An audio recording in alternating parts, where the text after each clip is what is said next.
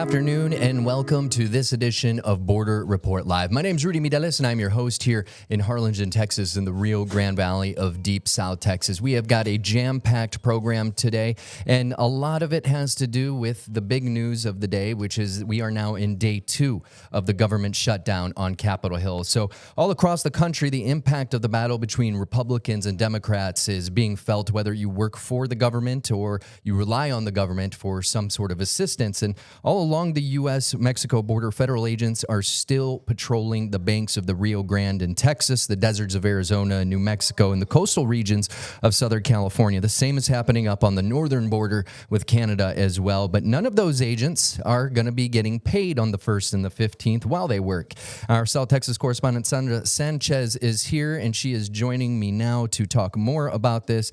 I know you kind of went from one end of the county to the other end to kind of see what was going on. What have you been seeing out there? A couple counties actually here in South Texas along the border. At one point, I even chased a Border Patrol agent 1 mile south of the border wall all the way to the Rio Grande. Oh, wow. He was going fast down a trail, and then at one point, I got a little scared. Maybe it's not a Border Patrol agent, but it was. Wow. And, watched them. They seemed to be normal amount, patrolling like usual. We also saw them at the international bridges doing inspections. And so a lot of footage we took. Here's a little bit about what we saw on the border. Border Patrol agents and CBP officers were hard on the job today, patrolling the border wall and inspecting vehicles at international bridges. They're essential employees required to come to work at their federal jobs, but they won't see a paycheck until lawmakers in D.C. agree upon a budget. Republican Congresswoman Monica de la Cruz, who represents the South Texas border, says it's unacceptable. People are going to go without paychecks this month. People like those in our community, such as the Border Patrol, custom agents, TSA officers, among many, many other federal employees. It's unacceptable that people won't be able to buy food to put on their table for tonight's dinner. Why? Because Democrats are playing games with the politics. Texas Democratic Congressman Henry Cuellar says Republicans are pressuring Democrats because the American public is suffering. Essential people working Border Patrol military, they work and they get paid whenever it opens up. Non-essential, go home. They're furloughed, they stay home, trying to get the Republicans to work with us. But right now, they think they got the winning hand on this one. I don't know how, but that's what they think. The Border Patrol's Rio Grande Valley sector in August reported 1,363 migrant encounters, nearly a 50% increase from the month before. It was the most of any sector on the southwest border.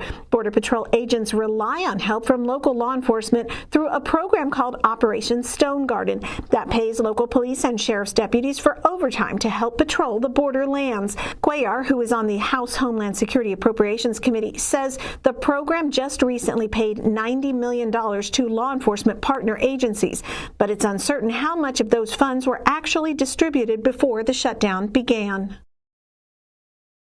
And Rudy, in addition to that, in President Trump's big, beautiful bill, $450 million has been allocated for Operation Stone Garden. Mm-hmm. Those, all the funds are frozen in time at this point as we're waiting for the government to reopen. What Congressman Cuellar told me is that the $90 million was distributed to the various sheriff's departments, the various county organizations, say Hidalgo County, which then distributes it to the law enforcement agency partners within its various county. And so it's uncertain exactly whether the check got to the counties, specifically within Texas, and whether they've distributed them. All the money apparently was sent on Monday, and the shutdown happened on Tuesday. Yeah, and just a little background for folks, again, on Operation Stone Garden. It basically gives some extra resources and funding to local PDs and sheriff's offices across the border to kind of help federal agents with immigration and immigration and border security. And so, a lot of counties, a lot of smaller municipalities, we're talking Roma, Rio Grande City, out on the west part of the Rio Grande Valley in Starr County, a lot of those smaller departments really depend on those funds, not just to, do their part in Operation Stone Garden, but it's also, another officer they can have in their streets. So I did want to ask you, because Congressman Cuellar mentioned essential and non-essential workers. We hear those two terms all the time. Even when I was a federal employee over a decade ago, we had questions. Are we essential? Are we non-essential when the threats of a government shutdown? Can you kind of define what the difference is between those two categories? Yeah, and this is very confusing time for everyone because Congressman Cuellar, has said there are two types of employees, essential and non-essential, like you mentioned. All the Border Patrol agents are considered essential workers. These federal law enforcement agents like FBI agents, DEA, they are required to be on the job. But some of the support personnel who might hang back at the office might be considered non-essential, and they're sent home. And the difference is everyone is supposed to get paid when this is over, but the essential workers are physically on the job. So he said what's lost is productivity. But here's what's interesting, because I was speaking to a CBP officer yesterday who said there's actually three categories of workers. And he said there is exempted, there is accepted, and there is non-essential. We've already talked about non-essential. He is an accepted worker. He was at the office, but can't do a lot of things in the field that he would normally do. No travel. No trips, no expenses at this point because he's not an agent in the field. And so, but, when I asked Congressman Cuellar, he said that's rhetoric. There are two categories of workers. So, at this point, it's really hard to wrap your head around, are there three categories of workers? Are there two categories of workers? I did get a statement from CBP Commissioner Rodney Scott late yesterday. It said, quote, "Rest assured, CBP continues to report for duty and protect America 24/7, 365, regardless of the failures in the legislative branch. But the reality is that political gridlock in Congress forces thousands of CBP employees to risk their lives without pay, even as assaults against our officers have skyrocketed. The men and women of CBP stand the line regardless, but they should never be treated as pawns in political games. CBP will continue to do our duty, protecting America and the American people, no matter the politics in Washington." The statement itself had a little political spin within it, just a bit. That's a statement. And just to reiterate, there are about 19,000 to 20,000 Border Patrol agents. They patrol in between U.S. ports of entry for anyone who may be trying to cross into the country illegally without permission. They're the guys and gals in green. And then those who work the ports of entry are the guys and gals in blue, and they are the U.S. Customs and Border Protection officers. And everyone knows who TSA agents are and the rest. But it can get a little confusing with those. And all of those are considered essential workers. All right. Well, thank you so much, Sandra. You were all up and down the valley looking to see what it looked like up there. But right now I want to bring in our El Paso correspondent, Julian Resendiz, to join the conversation. Now, Julian, what are you seeing up on your sector of the border? I know you've got, El Paso, cover parts of New Mexico as well, and even further out west. Tell us what you're seeing. Hi, Rudy. Good to be back on the show. What I'm seeing is pretty much hurry up and wait type of attitude. Business as normal at the international bridges. Something very important. The U.S. Embassy in Mexico came up with a statement saying, hey, if you're an American citizen and you need help, protection services are essential. They're available. Also, if you're a visitor and you had scheduled an appointment, the appointments will be respected. There is a lot of confusion, though, because of this essential and non-essential designation, like you said. I've been fielding calls from some of my sources south to the border, some of the Mexican media as well, asking me what exactly is going on, what does this mean? And the overall feeling is that we haven't seen the full effect of this shutdown now. For now, things are normal, but who knows what's going to happen if this prolongs for a few days or a few weeks even. Or 34 days, like the last longest one from 2018 to 2019. Yeah, and it's definitely looking like at least this week there's nothing scheduled to vote on for a budget bill. So it looks like we're at least going to continue through the weekend. So it should be interesting to see, if we start slowly seeing that impact as early as next week. Is that something that either of you think could happen? Well, I mean, Congresswoman De La Cruz said people are going to run out of food. The reality is people knew that this was a deadline that was coming for a while. I'm sure that the people are prepared for a certain amount of not having some funding. But, I talked to some federal workers who said, I'm not going to work if I'm not going to get paid. It's also kind of a morale buster. None of the Border Patrol agents or CBP officers I talked to said that in any way. I mean, they didn't even talk about money. So it did show their dedication to the job. Julian, my research. Go ahead. Yeah, what my research has shown is that in the last major shutdown, eventually there was a large number of people, especially like at the airports, and federal employees who stopped showing up, who said they were sick and all that. And that has to do with the morale. Eventually, this is going to impact morale, and it might impact services as people stop going to work, even though they're supposed to. Yeah, it should be very interesting to see how this all plays out. Hopefully it won't go as long as that previous shutdown. I believe you said it was in 2018, Sandra, 34 days? December 2018 through January. It lasted 34 full days. The next biggest one was 22 days and then 16 days. There's a loophole in the law that's since 1980. That's what's kind of allowed and triggered these shutdowns. We never saw them before. We've talked about this. I'm from Washington, D.C., and, the Beltway does shut down when things like this happen. Yeah, it was. I was considered an essential worker at one point, and I just remember hearing and seeing, and things start to kind of slow to a creep in that DMV, the DC, Maryland, Virginia area, when even just the talk of a shutdown is on the way. And Julian, you couldn't be more right when it comes to morale. I know the conversations that some of these folks are probably having, what they're probably telling us is one thing, but those conversations they're having behind closed doors, I can almost guarantee they're singing a little bit of a different tune without any bosses standing over them. That was a look at how, the government services are going to be impacted during the shutdown. But one thing we're not really talking about or hearing much about is this impact that this could have on migrants trying to come over the border or reaching out for services, or migrants stuck on the other side of the border waiting to come over, whether it be for an appointment or whatever it may be. So when we come back after the break, we're going to hear from two advocacy groups, their reaction to this government shutdown, and we'll discuss everything that's happening a little more in depth. So stay with us. Border Report Live is back in 1 minute.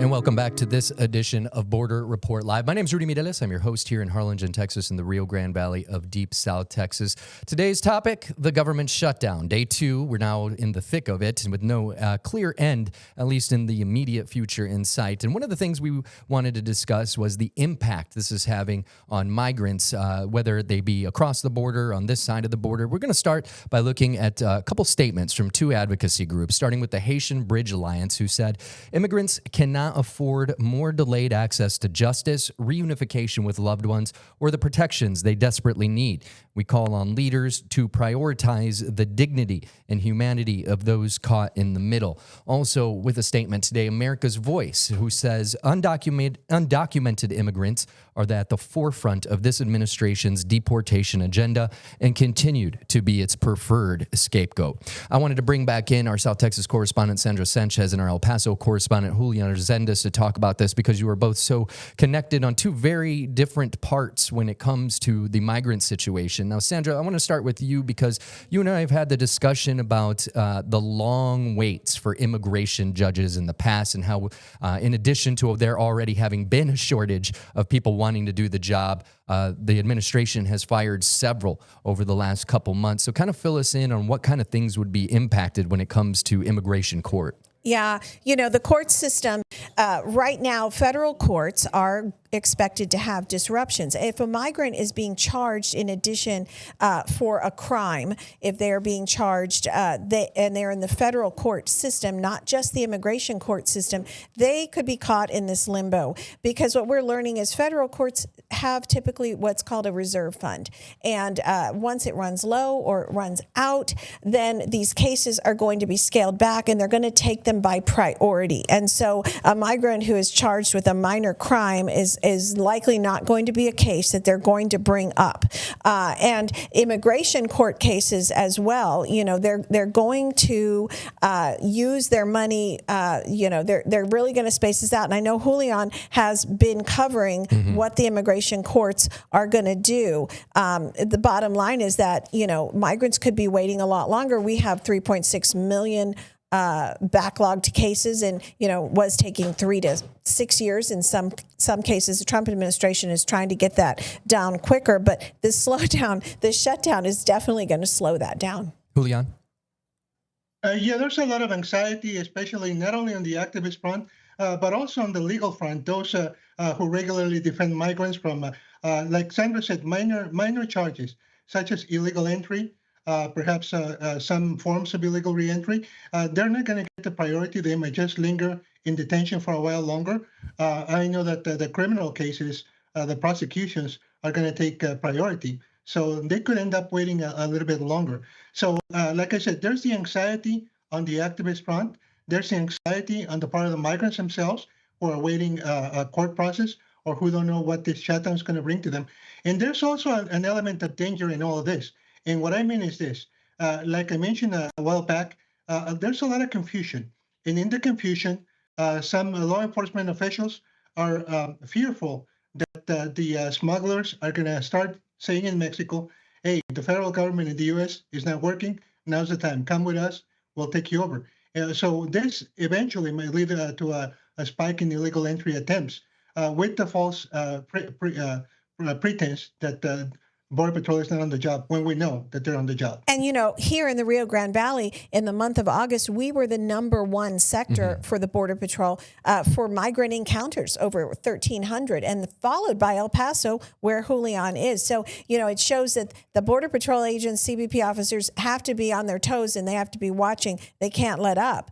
Another thing you mentioned, services relating to migrants, the E-Verify system, which every employer is required to put in a social security number or any kind of visa number if they're trying to hire someone.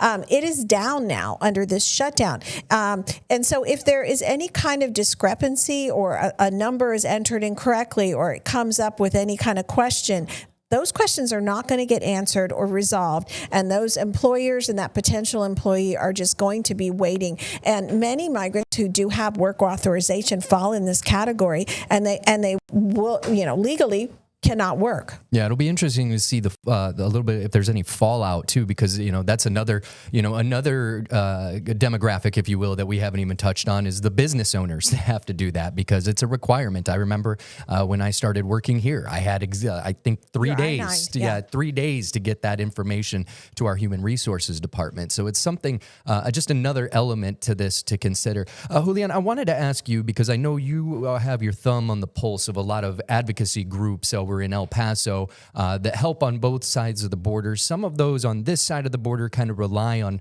federal grants to kind of do their work. Have you heard anything from folks on this side of the border about any potential concerns that they may not have the money to continue doing the work that they've been doing? I think that has been a concern since January 20th when President Trump took over. I think that's a reality that they have to live with. We have not heard of any new concerns.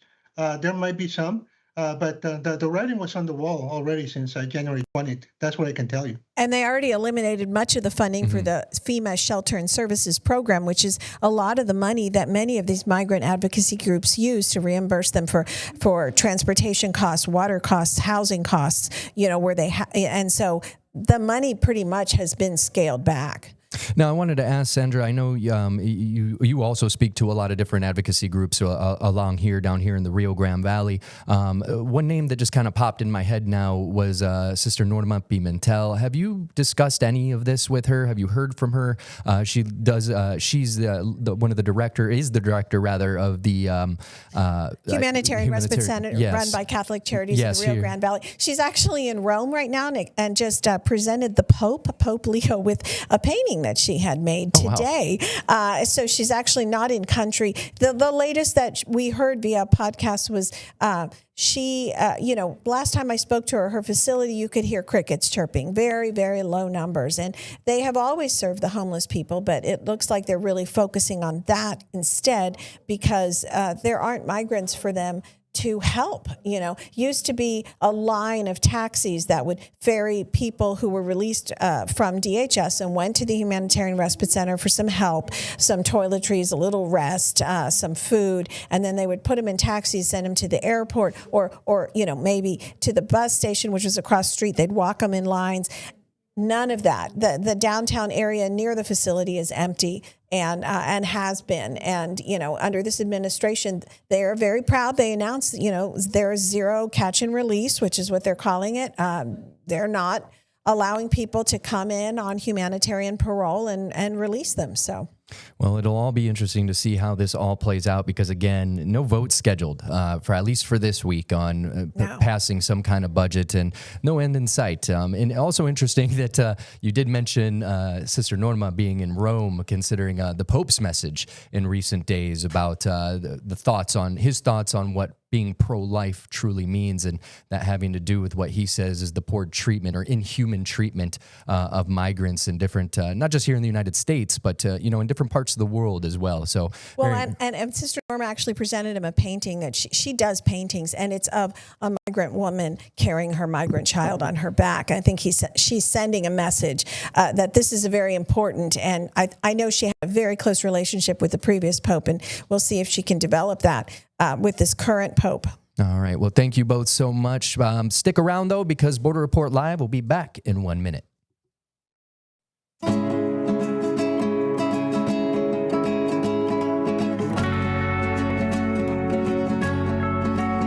Welcome back to this edition of Border Report Live. My name is Rudy Mideles here in Harlingen, Texas, in the Rio Grande Valley of South Texas. Do have one headline I wanted to do before we bring back in our El Paso correspondent, Julian Resendiz, and that is that President Donald Trump has officially today declared drug cartels operating in the Caribbean as unlawful combatants. He says the United States is now in a, quote, non-international armed conflict.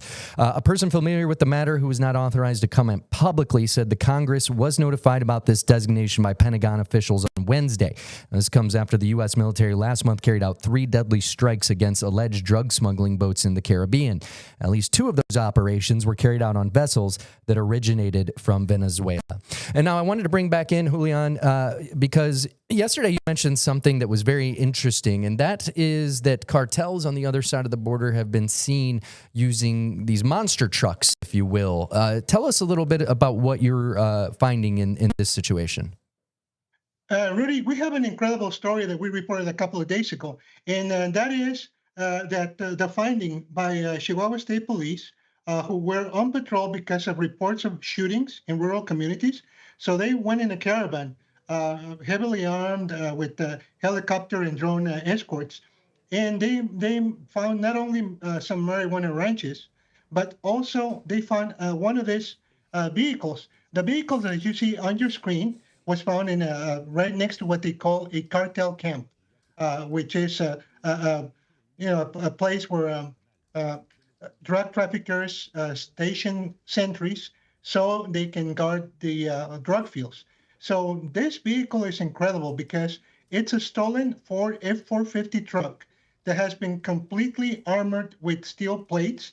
You see the inside right now. What you see there is a pylon, and it was used, I am told, as a stand for a 50 caliber Browning machine gun, a machine gun capable of shooting aircraft such as helicopters and bringing them down.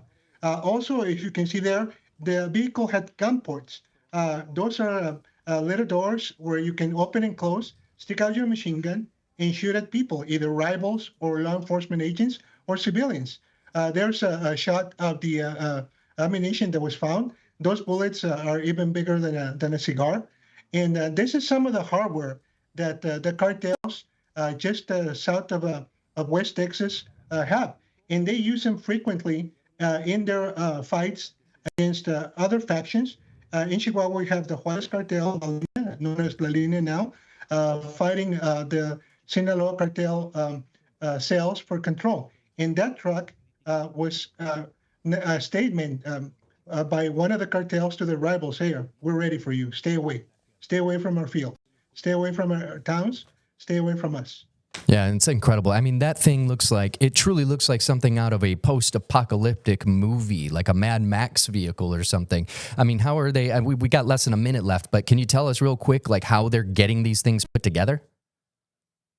Yeah, like I mentioned, it's a stolen truck, a stolen heavy truck. What my story reported as well is that in the course of the past few years, the authorities in Mexico have also dismantled body shops specifically tailored to put the armor on vehicles such as this one and on smaller vehicles where the drug traffickers themselves ride around. So that's how they do it. Stolen vehicles, specialized body shops, and just a big vacuum of I don't want to say enforcement, but just vigilance. They can do this, and nobody in the authorities appears to notice. All right. Well, thank you so much for your reporting on that, Julian. If you'd like to read more on Julian's reporting on that story or any of the reporting that you hear from our South Texas correspondent, Sandra Sanchez, or our San Diego correspondent, Salvador Rivera, you can always visit borderreport.com for more. And also, if you miss the episode, watching the episode, but you only got a few minutes to listen to it, you can always listen to Border Report live on Apple Podcasts, iHeartRadio, Spotify, and the YouTube app. That's going to do it for us today. We'll see y'all tomorrow.